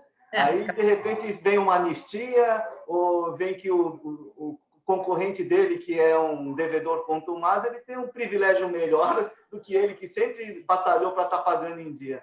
Agora, eu entendi. Do ponto de vista de vocês da PGFN, eu até entendo que essa parte do recuperável, não recuperável, né? Vale a pena dar um desconto maior. Mas, no ponto de vista do empreendedor, dos nossos clientes, às vezes fica assim, puxa vida, vale a pena, então, eu ser devedor contumaz? Vale a pena eu não pagar os impostos em dia? Mas, o Márcio, aí eu acho que por isso que vale, eu acho que casa com o programa nos conformes, né, da Cefaz, porque ali sim, né, ali os benefícios vão ser maior para o melhor pagador, né? Mas no nosso caso, a visão é da recuperabilidade mesmo, né? A gente vai transacionar mais, a gente vai tentar recuperar mais daqueles que a gente vê que tem condições menores, né, de pagar. É isso. Como é por hora, né? Isso daí realmente é uma questão complexa, né? Todo mundo questiona, pergunta e vê qual é a melhor forma de calcular isso, mas também nada que não possa ser mudado daqui a um tempo, né? E quando a gente recebeu, né, Fábio, o programa, né, que a gente foi debater o programa, a gente perguntou isso também. A gente falou, é essa a ideia mesmo. É porque gera, né, essa dúvida. Mas é isso, por enquanto é assim, quem sabe. Da minha parte, eu não tenho mais. Humberto? Não, eu acho que é perfeito. Eu tenho só talvez um caso concreto. O que acontece, às vezes, é que a transação ela não é exatamente no valor, no desconto, mas seria uma transação processual já, dentro daquele espírito do Código de Processo Civil, né, que permite uma transação do rito processual, né?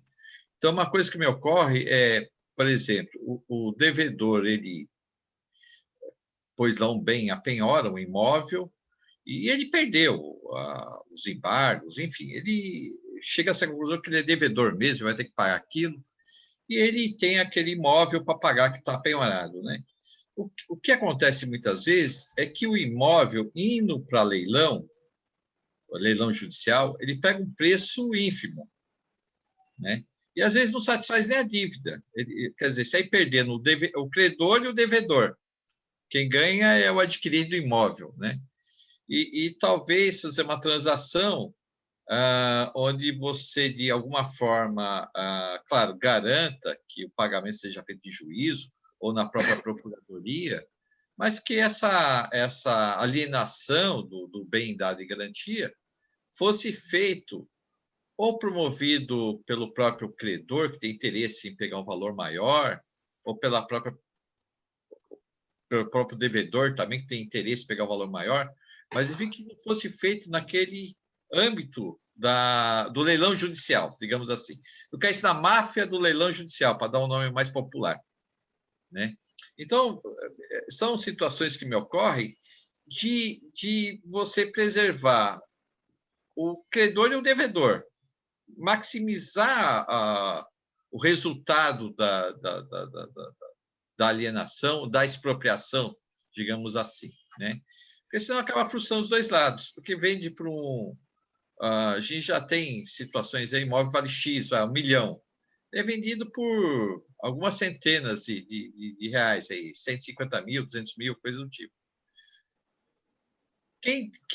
A fazenda pública não recebe o que é devido, porque só arrecada aquilo, e o devedor acaba também sendo frustrado, porque também não quita, e ele só acaba tendo aquele bem, enfim, não resolve o problema de ninguém.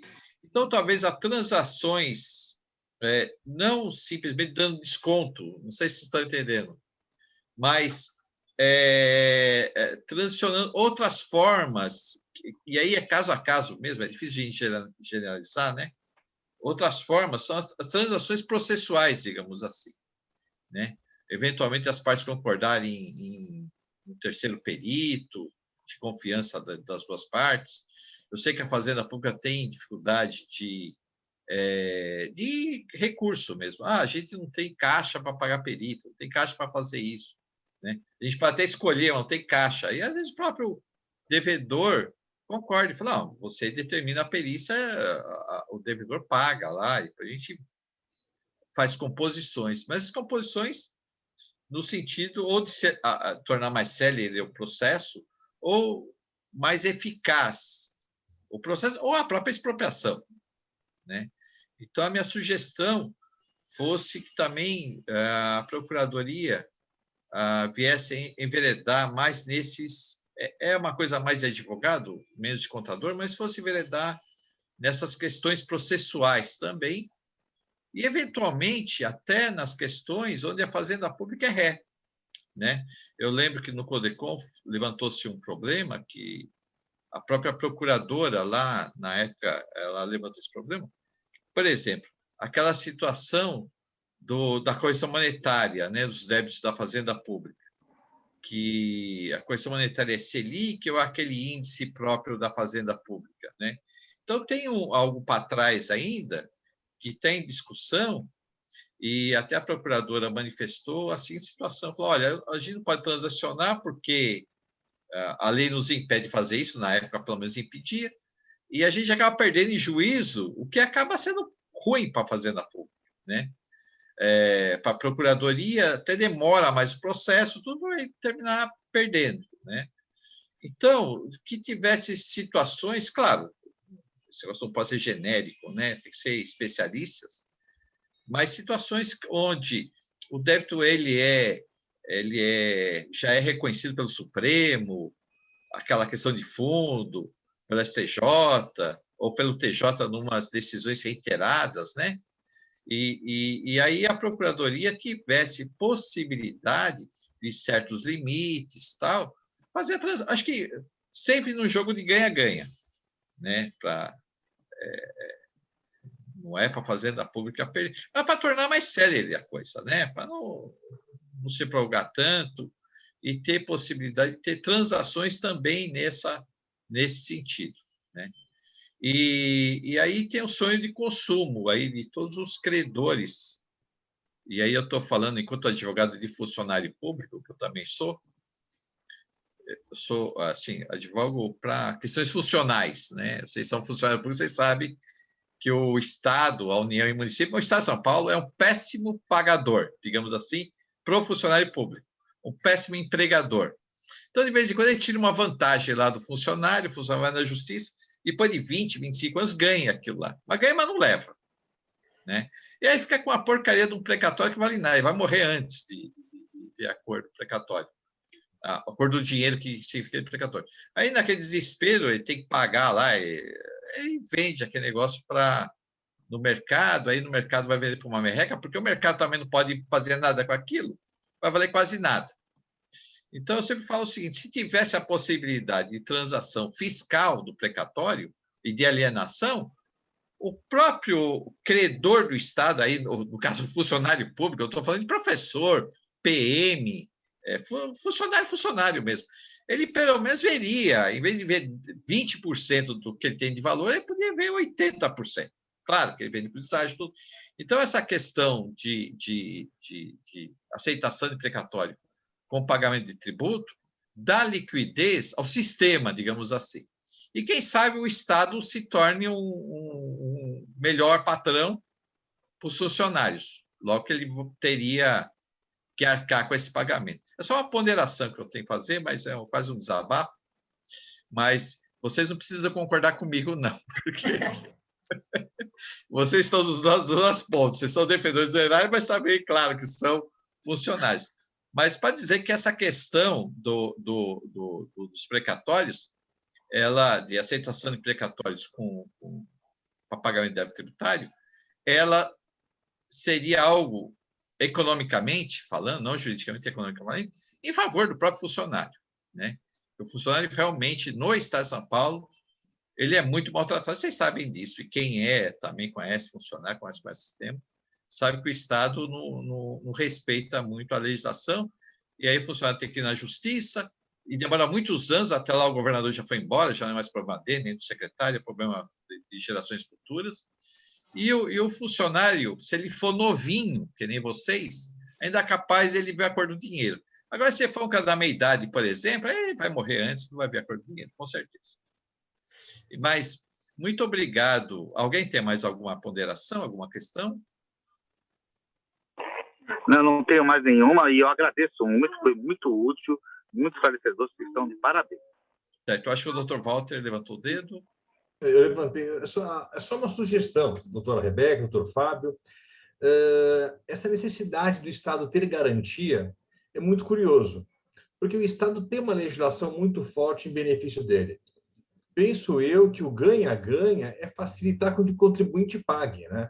O excesso de garantia, uma garantia perfeita, magnífica, talvez impeça que o Estado receba o que ele tem que receber. Então, o Estado de São Paulo é o principal estado do país. A nossa procuradoria aqui do Estado é espetacular em comparação com muitos outros que eu vejo por aí, sem fazer juízo de valor, mas com relação à eficiência, enfim. Talvez uma modernidade, um século XXI, em função de uma execução fiscal que está vinculada a uma lei da década de 80, seria uma transação em que a garantia não tivesse a importância do que o Estado receber o dinheiro, a mesma importância. Porque se tiver algum dolo, uma fé, o Estado tem como localizar isso e tem como brecar uma transação dessas. Eu acho que o importante para o empreendedor é conseguir fazer o pagamento. E o empreendedor pagando, as coisas giram melhor, né? Porque, já vou encerrar muito breve, de uma maneira muito breve. Eu me divirto muito com a questão do protesto de CDA, Rebeca. Porque o protesto de CDA chegou num ponto que, para o contribuinte, não muda mais nada. Sabe? Acaba até desmerecendo o protesto em si. Atrapalha? Banco atrapalha. Mas chega um dado momento em que o banco faz, tem um faturamento aqui, tem um faturamento ali, e descolocam de lado. Então, quanto mais se aperta o contribuinte, eu acho que menos se recebe. Então, a minha sugestão é a facilitação com relação às garantias. Eu acho que daria um sucesso muito grande para esse projeto que vocês dois estão capitaneando, Rebeca. Eu sei que falar isso é muito fácil, ouvir também é tranquilo, implementar é uma complexidade. Mas é uma sugestão de mundo real, de piso de fábrica, como fala Humberto. Walter, a gente falou um pouquinho disso no Codecom rapidamente. Existe uma questão maior, né? Como contribuinte, é importante vocês entenderem, que é a lei da responsabilidade fiscal. A gente tem leis ali, que o tempo inteiro a gente responde por eles, entendeu? A gente tem várias... é mais ou menos assim, a gente é engessado, né? A nossa atuação é engessada. E como o doutor Humberto colocou, a gente tem umas questões hoje no Estado que a gente gostaria muito de resolver com uma conversa, sentando, que a gente sabe, como o leilão mesmo, como essa questão do leilão, mas a gente não tem possibilidade, porque a gente tem que fazer exatamente o que está na lei, o que está na legislação. A transação tributária, hoje, ela foi um grande passo, perto do nosso, né, do que nós temos ali, tudo fechado, a gente não consegue. É o contrário, eu discordo. Eu não acho a lei de execução fiscal uma ótima opção para a gente hoje, não na forma que ela é feita. Inclusive, a gente arrecada muito pouco, né, na execução fiscal. Nossa arrecadação é pífia. A gente vem buscando outros meios alternativos de cobranças para a gente tentar arrecadar, porque na execução fiscal a gente não arrecada. Virou muito pouco. Nossa, né, Fábio? As nossas execuções fiscais, elas duram 6 meses e é arquivo, a gente não consegue, ela não dá um giro bom, ela não é um bom instrumento da forma que ela é pensada, até porque o nosso passivo é enorme, ele é imenso, a gente precisaria de uma procuradoria com 20 vezes o número para conseguir tocar eficientemente essas execuções fiscais. O nosso passivo é bilionário, né? Então, a quantidade de... Os nossos procuradores hoje na capital, a banca deles de execução fiscal tem 35 mil processos. 35 mil processos. Você pensa numa pessoa tocando 35 mil processos? Então, a forma que a gente tem de cobrança hoje no Estado, ela tem que ser repensada. E ela vem sendo repensada, né? A transação tributária é uma delas. Mas a gente abrir mão de todas as nossas seguranças vai ser muito difícil. Porque a gente tem uma legislação, a gente tem cobrança de vários órgãos em cima da gente. Cada coisa que a gente faz nova, a gente tem o Tribunal de Contas do Estado para prestar conta, a gente tem as próprias associações de deputados que vêm em cima da gente. Não é simples assim, entendeu? Parece ser, mas a gente tem que ter uma segurança para abrir mão, para fazer concessões, né? A partir do momento que a gente faz concessão, que a gente dá um desconto, a gente tem que ter alguma segurança para isso. A gente também tem que receber em troca, né? Assim, são muitas situações diferentes. eu acho que às vezes o contribuinte ele olha muito para a situação do contribuinte que ele está acostumado a lidar, mas a gente lida com todos os tipos de contribuinte. A gente tem grupos especiais para isso. A gente não lida só com o contribuinte que quer realmente pagar, né? Quer se recuperar, quer se ajudar. Então, por isso que tem que ser uma situação pensada como um todo, né? Não acho sim, e é o que o Fábio falou, que a gente está, inclusive nessa relação a gente não quer a garantia perfeita. Ao contrário, na execução fiscal é só a gente tem essa, né? Prefere o seguro garantia. Na transação, não, estamos abertos a outras garantias, inclusive o próprio precatório judicial como garantia, não como forma de pagamento, né?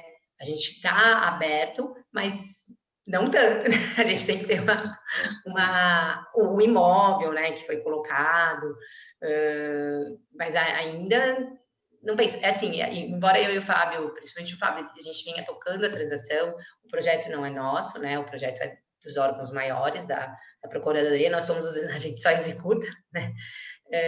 Mas óbvio que todas as sugestões são levadas e é legal porque eles vêm aceitado bem, porque a gente vem passando, olha, a dificuldade é essa, tem atraso, porque atrasa, a gente até falou, a documentação é muito extensa, é muita documentação, a gente vem pedindo documentação de sócio, dificulta demais, a gente deu esse retorno para eles, para a alta cúpula, né, para quem decide realmente sobre isso, para quem trata com o legislativo, enfim, e a gente conseguiu mudar uma parte, não é, a gente pode algumas coisas mudar, mas outras eu acho muito difícil a gente simplesmente ficar sem, né, garantia. Fábio? Não, eu concordo com tudo que você falou e tem uma questão muito importante aí que é o saneamento da dívida ativa, né? Porque o Tribunal de Contas, eles pegam muito no pé da PDA, que é a Procuradoria da Dívida Ativa, porque ele quer saber exatamente quanto que tem lá, porque tem bilhões, trilhões, não sei quanto que tem lá de estoque, só que você não sabe quanto disso é realizável ou não, né? E uma forma de você fazer isso é você garantir, né, o que é possível garantir, até para você saber que isso daqui, tá garantido, isso aqui vai ser executado, você consegue se planejar, tem uma questão aí de planejamento, e inclusive também até de você securitizar isso, né? Então, se você só consegue securitizar o que está garantido, né? É muito difícil você, a não ser que você venda passe a dívida por um preço irrisório, né? Então, que isso também, aí vem os órgãos de controle e falar, mas como você cedeu tudo isso por um valor tão baixo? Então, é muito complexo. E o Tribunal de Contas fica muito no pé da PDA. Então, realmente, assim, não pedir garantia, difícil. Agora, é isso que a Rebeca falou, a gente está aberto, né? E algum caso que se justifique uma garantia menos rígida, a gente aceita, tanto que a Rebeca já aceitou, né? A gente também já aceitou em outros casos. E também, por outro lado, a transação é só uma forma que está sendo implementada agora da gente resolver todos esses litígios. Tem outras também, né? Tá adiantado já o negócio jurídico processual, que a gente tem inclusive uma reunião hoje sobre isso, que vai permitir uma maior flexibilidade na atuação no processo judicial. Então, talvez essas questões aí que eu acho que o Humberto colocou possa entrar no negócio jurídico processual. Hoje já está sendo regulamentado também a dispensa de contestação, não só mais de recurso. Então, assim, a SUB é a gestão, até falar, né, da gestão do João Petropaulo, tá? Eles estão super ligados nisso. Então, a transação é só uma perna disso tudo que está acontecendo, né? Tem outras, talvez a gente não consiga resolver tudo na transação, mas o pessoal está tentando e está aberto mesmo. É o que a Beca falou. O que a gente leva para eles analisam, ponderam, às vezes falam sim, às vezes falam não, como é do jogo, mas eles sempre ponderam e justificam. É por isso que eu sempre estou falando para vocês também, né? Ó, tem sugestão, não está funcionando, acha que a transação funcionaria melhor de um jeito? Fundamenta e manda, né? Encaminha para a gente, pelo Codecom, via associação, qual via for, né? Via de menos, se for razoável, tiver fundamentado, eu acho que pelo menos vai ser apreciado. E a gente vai caminhando, é isso. Tá ok. Bom, alguma coisa a colocar, Márcio? Eu posso fazer encerramento? Não, só reforçar o agradecimento. Tanto a Rebeca como o Fábio está se disponibilizando, está aqui esclarecendo, como todas as pessoas que estão participando aqui, tá, junto conosco aqui. Obrigado, viu? Obrigada. Obrigado. Tá ok. Para fazer só queria fazer uma defesa de um procurador. Falaram muito mal da Lei 6830, com uma certa razão. A 6830 de 1980, a Lei de Execução Fiscal. Como ela foi escrita e pensada por um grande procurador, que foi meu amigo, irmão, companheiro, amigo e colega, que Leon Frejá foi o autor dessa norma, e realmente é uma norma, foi criada dentro da Procuradoria, imagina, na época não tinha nada, que nem vocês. O Leon faleceu há algum tempo, mas ele falando como fez a norma lá em 1980, eu reporto a vocês, Dr. Fábio, doutora Rebeca, hoje, assim, né? Ele era novinho, pois ele se aposentou, tudo, e era uma frente nova, assim, de inovação, né? E para você ver, nós estamos com uma norma faz quantos anos? 60 anos, quase, ou 50 anos que nós temos uma norma, que é até difícil tirar ela da frente, né?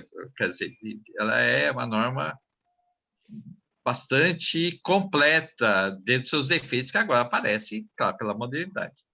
Então, trazer só para falei esse negócio muito no passado, para projetar muito no futuro, né?